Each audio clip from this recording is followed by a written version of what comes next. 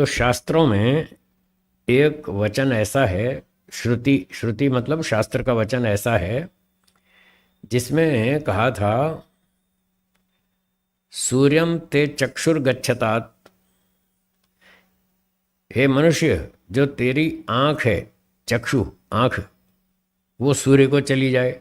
जब व्यक्ति मर जाता है ना, मृत्यु होती है, तो उस समय का ये मंत्र है। मरने के बाद जैसे ये पंच महाभूत से बना शरीर, 5 भूत से बना ना, तो मरने के बाद ये सारे भूत अपने अपने कारणों में विलीन हो जाएंगे।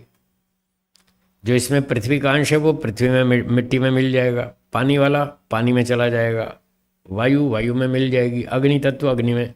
तो सारे पंचभूत अपने अपने कारणों में लीन हो जाएंगे और शरीर खत्म हो जाएगा। तो कह रहे हैं जब व्यक्ति की मृत्यु होती है, उसका अग्नि संस्कार करते हैं, तो तब ये मंत्र बोला जाता है, पढ़ा जाता है शास्त्रों में कि सूर्यम ते चक्षुर्गच्छतात्, जो तेरा सूर्य, जो तेरा चक्षु है ये सूर्य में चला जाए। और इस तरह से प्राणो वातम गच्छतात्, प्राण जो है वो वायु में चला जाए। इस तरह का मंत्र है। तो यहाँ कह रहे हैं कि ये आंख जो है ये तो सूर्य में जा रही है, अहंकार में कहाँ जा रही है? पकड़ में आई बात? आप कह रहे थे आंख तो इंद्रिय है और इंद्रिय अहंकार से बनी। जब अहंकार से बनी तो अहंकार में विलीन होनी चाहिए। यहाँ तो नहीं दिख रहा कि वो अहंकार में विलीन हो रही है। यहाँ तो ये कह रहे हैं चक्षु तेरा सूर्य में चला जाए।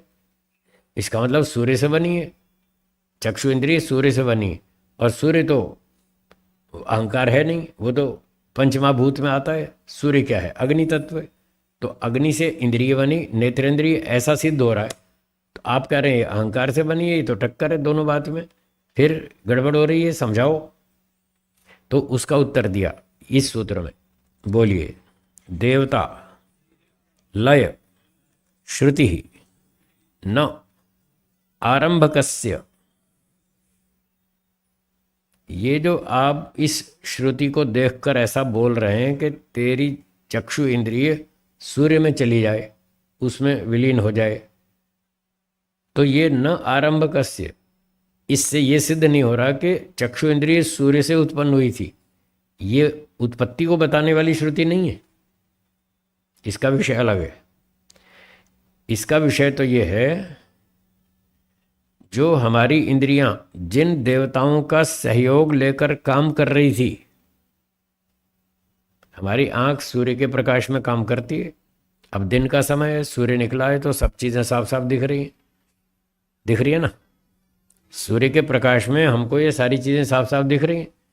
तो हमारी चक्षु इंद्रिय सूर्य का सहयोग लेकर काम करती है। अंधेरा हो तो नहीं काम करती, फिर दिखता नहीं कुछ। तो जिन देवताओं का सहयोग लेकर इंद्रियां काम कर रही थी, वो इंद्रियां जिस जिस पदार्थ से सहयोग ले रही थी उसका सहयोग वापस कर रही हैं।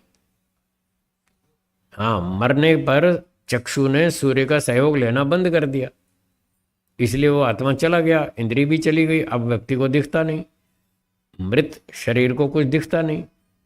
उसने जो सहयोग लिया था सूर्य का वो वापस कर दिया, सहयोग वापस कर दिया। बस इस श्रुति वचन का इतना ही तात्पर्य है कि इंद्रियां कुछ भूतों से सहयोग लेती हैं, देवताओं से सहयोग लेती हैं, और वो वापस कर देती हैं मृत्यु होने पर। इसका अर्थ ये नहीं है कि वो वहाँ से उत्पन्न हुई थी, इसका अर्थ ये नहीं है। उत्पन्न होना अलग चीज़ है, सहयोग लेना अलग चीज़ है। आप अपने माता पिता से उत्पन्न हुए, हाँ या ना? और सहयोग लेते हैं अपने नौकरों का, हाँ या ना? तो आप जिस जिससे सहयोग लेते हैं, क्या उनसे पैदा भी हुए थे?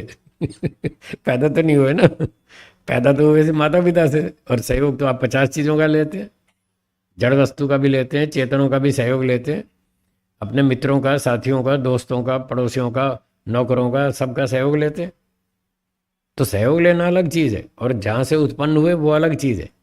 तो इंद्रियां जो उत्पन्न हुई थी वो तो अहंकार से हुई थी। अब सहयोग ले रही हैं पृथ्वी का, जल का, अग्नि का, ये तो भूतों का सहयोग लेती हैं, ये ठीक बात है। तो जिस जिससे सहयोग लिया था उसका सहयोग वापस कर दिया। बस इस श्रुति का केवल इतना ही उद्देश्य है, सहयोग लेना बंद कर दिया, ना कि ये उत्पत्ति का विषय बता रहा है। इंद्रियों की उत्पत्ति नहीं बता रहा ये मंत्र। तो सूर्य से चक्षु इंद्रिय सहयोग लेती है, नासिका इंद्रिय पृथ्वी का सहयोग लेती है, नासिका गंध को पकड़ती है और गंध गुण पृथ्वी का है। इस तरह पृथ्वी की गंध उसको सहयोग देती है। तो बस इतनी बात है, वो सहयोग लेना बंद कर दिया। उत्पत्ति तो अहंकार से ही है इंद्रियों की। इसलिए पिछले सूत्र में बताया था अहंकारिकत्व श्रुते न भौतिकानि। इंद्रियां भौतिक नहीं है, इनको भूतों से उत्पन्न नहीं मानना। ठीक है। और आगे चलते हैं, अगला सूत्र 22वां देखिए। तद उत्पत्ति श्रुतेर विनाश दर्शनाच्च।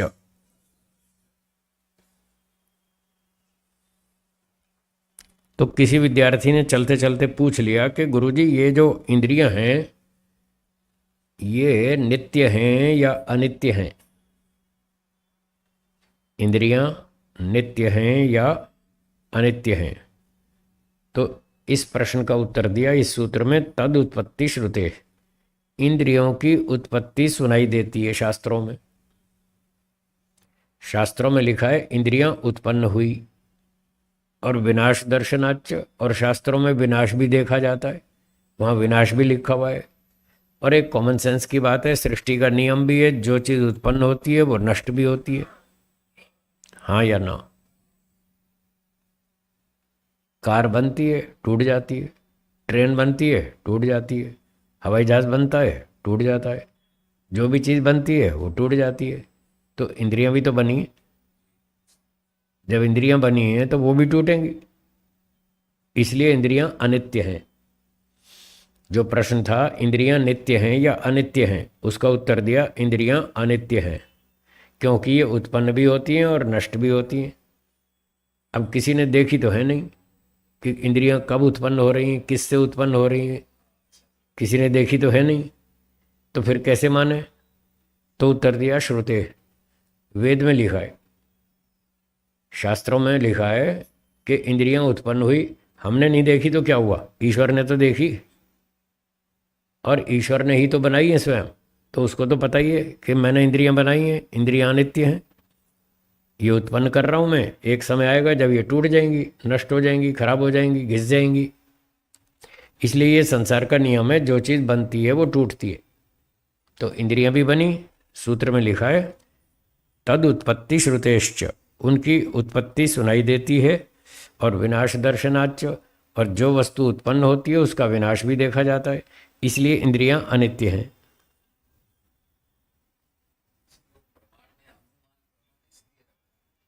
कहीं कहीं अनुमान है, कहीं शब्द प्रमाण है, ये तो शब्द प्रमाण है, मानना चाहिए। हाँ, वो भी अपने विषय को ठीक बताता है। शब्द प्रमाण, सारे प्रमाण अपने विषय को ठीक ठीक सिद्ध करते हैं, इसलिए वो प्रमाण है तो मानना पड़ेगा। और जो प्रमाण की बात नहीं मानेगा वो पागल है। पागल है, पहले बताया था। जो कहेगा मैं 5 अट्ठे 40 को नहीं मानता, 5 अट्ठे 40, ये बात प्रमाण से सिद्ध है या नहीं है जी? सिद्ध है ना, गणित के प्रमाण से सिद्ध है 5 अट्ठे 40।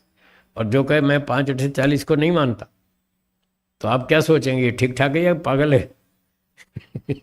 बस, तो जो प्रमाण को नहीं मानता वो पागल है। वेद सबसे बड़ा शब्द प्रमाण है। हाँ, इससे बड़ा कोई शब्द प्रमाण नहीं है, क्योंकि ये साक्षात ईश्वर का वचन है। ईश्वर सबसे बुद्धिमान है, सर्वज्ञ है, उसको सब बात ठीक ठीक मालूम है, तो ईश्वर की बात तो माननी चाहिए। जब वेद सबसे बड़ा शब्द प्रमाण है, और जो कहे मैं वेद को नहीं मानता, बताओ वो पागल है कि नहीं? तो आज देखो कितने पागल हैं धरती पे जो वेद को नहीं मानते, ये सब पागल लोग। हाँ, शुरू होता है, उन मूर्खों ने कभी वेद की पुस्तक देखी ही नहीं, आज तक पुस्तक भी नहीं देखी, वेद की बात करते हो। न देखी, न पढ़ी, न समझी। जब तक वेद को आप पढ़ते नहीं, समझते नहीं, तब तक ये बात बोलना झूठ है, गलत है, अनधिकार चेष्टा है कि जहाँ वेद खत्म होता है। अरे पढ़ तो लो, कहाँ उसमें क्या खत्म होता पता तो चले तुम्हें। शकल तो देखी नहीं आज तक वेदों की, और कहता है जहाँ वेद खत्म होता है वहाँ से हमारा शुरू होता है। ये मूर्खता की बात। तो वेदों के नियमानुसार, वेदों के शास्त्र वचन से ये सिद्ध होता है इंद्रियां उत्पन्न हुई और उनका नाश भी है, इसलिए इंद्रियां अनित्य है।